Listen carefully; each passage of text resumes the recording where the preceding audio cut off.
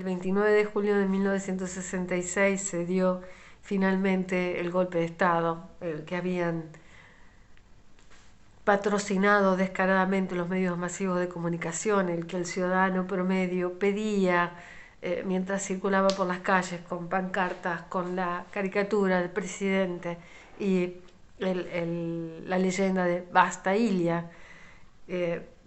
Todos habían pedido la culminación de una presidencia que no salieron ni siquiera a defender los que se habían visto incluso beneficiados como ninguna otra etapa de la historia argentina. El presidente que dio a la educación el máximo presupuesto que se conoce, 24% del presupuesto invertido en educación, no recibió, por ejemplo, la defensa de la universidad ni de los sectores estudiantiles que había beneficiado profundamente, tampoco de ellos.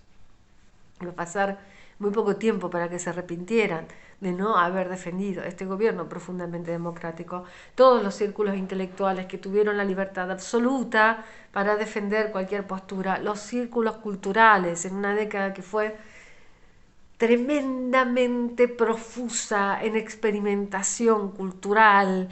La década de 60 es una década de gran choque entre generaciones y de vanguardias que se sucedían unas a las otras, pero todas, absolutamente todas, con una libertad de expresión extraordinaria. Ninguno salió a defender a Ilia. Llega a la casa de gobierno, Ilia estaba en su despacho con sus secretarios privados y alguna otra gente, un militar con un par de civiles y otros militares más, y se le planta uno y le dice que se tenía que retirar del despacho. A lo que Ilia le contesta: ¿y usted quién es? Dice: soy el general Alzogaray, Julio Alzogaray, el hermano de Álvaro, el que había sido ministro de Economía de Frondizi. Y dice: vengo a desalojarlo en nombre del comandante en jefe de las Fuerzas Armadas.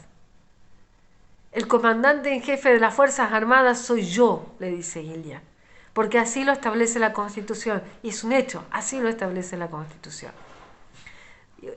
El comandante en jefe de las Fuerzas Armadas soy yo. Usted no es más que un simple fascineroso. Y la discusión se desarrolla en términos que inequívocamente le muestran a un Arturo Illia que jamás fue el único presidente que no renunció, jamás renunció. Él fue depuesto, pero jamás presentó una dimisión y por lo tanto siempre consideró como absolutamente ilegítimas las autoridades que lo sustituyeron en el gobierno.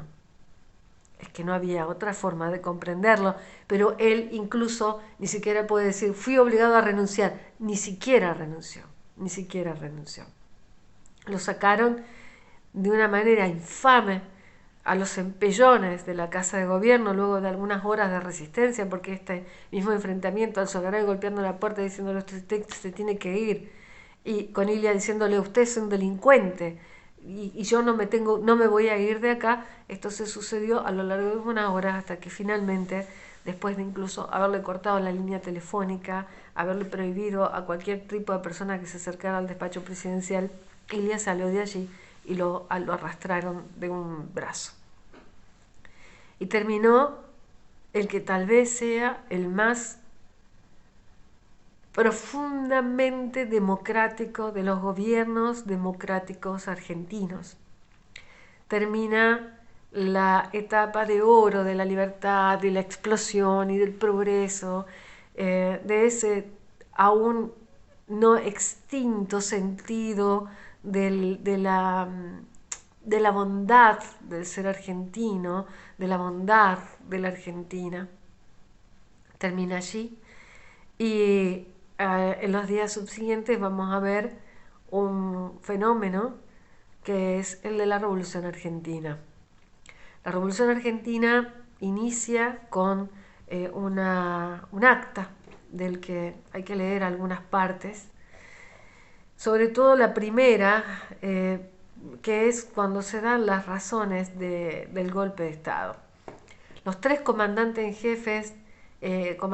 jefe de las Fuerzas Armadas, que son Pistarini, era el del Ejército, Varela, el de la Marina, y Aeronáutica, el brigadier mayor Teodoro Álvarez, ellos tres forman la Junta de Comandantes en Jefes de las Fuerzas Armadas y dictan un acta. El acta comienza de este modo. Dice: en la ciudad de Buenos Aires, capital de la República Argentina, a los 28 días del mes de junio del año 1966, reunidos el comandante y jefe del ejército, bla, bla, bla, todos ellos proceden a realizar un último y exhaustivo análisis de las múltiples causas que han provocado la dramática y peligrosa emergencia que vive la República. Ese examen pone de manifiesto que la pésima conducción de los negocios públicos por el actual gobierno, como culminación de muchos otros errores de los que le precedieron en las últimas décadas, de fallas estructurales y de la aplicación de sistemas y técnicas inadecuadas a las realidades contemporáneas, han provocado la ruptura de la unidad espiritual del pueblo argentino, el desaliento y el escepticismo generalizados, la apatía y la pérdida del sentir nacional, el crónico deterioro de la vida económica financiera, la quiebra del principio de autoridad y una ausencia de orden y disciplina que se traducen en hondas perturbaciones sociales y en un notorio desconocimiento del derecho y de la justicia. Todo ello ha creado condiciones para una sutil y agresiva penetración marxista en todos los campos de la vida nacional y suscitado un clima que es favorable a los desbordes extremistas y que pone a la nación en peligro de caer ante el avance del totalitarismo colectivista. Esta trágica realidad lleva ineludiblemente a la conclusión de que las Fuerzas Armadas, en cumplimiento de su misión de salvaguardar los más altos intereses de la nación, deben adoptar de inmediato las medidas conducentes a terminar con este estado de cosas y encauzar definitivamente al país hacia la obtención de sus grandes objetivos nacionales. El Acta de la Revolución tiene después una serie de artículos y contienen un anexo que es el Estatuto de la Revolución Argentina. Pero ¿qué importa particularmente? Importa que ellos alteran el orden de la pirámide normativa la Constitución en el vértice superior y la norma como la norma que legitima a todas las demás normas, la ley fundamental. Bueno, a partir de la sanción del Acta de la Constitución y de el Estatuto de la Constitución, ya la cúspide no será la Constitución misma, el Acta de la Revolución y el Estatuto de la Revolución ya no será la Constitución el vértice superior, sino el Acta y el Estatuto. El Acta y el Estatuto. De hecho, fíjense que en el Acta, sin ir más lejos, luego el Estatuto lo va a repetir.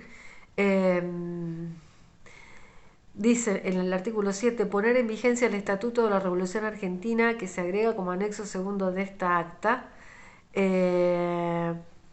Y luego dice,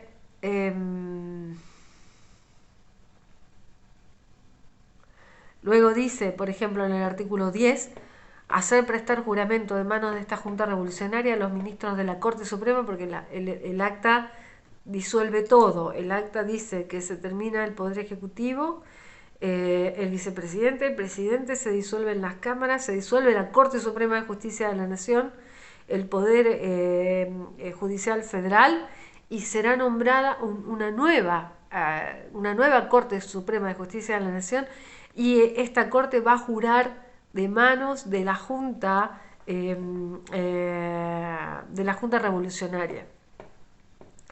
Y luego, ¿sobre qué va a jurar? Van a jurar los miembros de la Corte de Justicia. Jurarán desempeñar sus obligaciones administrando justicia bien y legalmente. Y legalmente.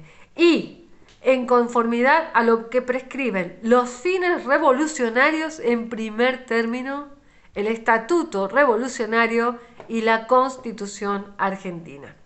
Bien. Luego, por supuesto, que tiene una fórmula de juramento, como no podía faltar en un acto autoritario de este tipo. Y finalmente termina diciendo que se considerará la Junta Revolucionaria disuelta en el mismo momento en que se elija y se le tome juramento al nuevo presidente de la Nación, que es unipersonal y que va a gozar de amplias facultades, tal y como lo establece el Estatuto de la Revolución Argentina. Entonces, el Estatuto, segundo cuerpo en jerarquía, y está por encima de la Constitución. La Constitución vale en la medida en que no contradiga ni el acta ni el Estatuto. El Estatuto, digo, repite esta fórmula y luego en el artículo 3 dice: el gobierno ajustará su cometido a las disposiciones de este estatuto, a las de la Constitución Nacional y las leyes y decretos dictados en su consecuencia, en cuanto no se opongan a los fines enunciados en el acta de la Revolución Argentina. Bien. El presidente de la Nación va a gozar de la suma del poder público, no con facultades de juzgamiento ordinariamente, pero sí con facultades de legislar. Lo tienen ustedes en el artículo 6, por ejemplo.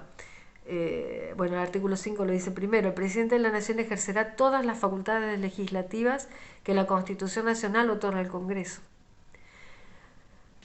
incluidas las que son privativas de cada una de las cámaras, con excepción de aquellas previstas en los artículos 45, 51 y 52 para los casos de juicio político a los jueces de los tribunales nacionales.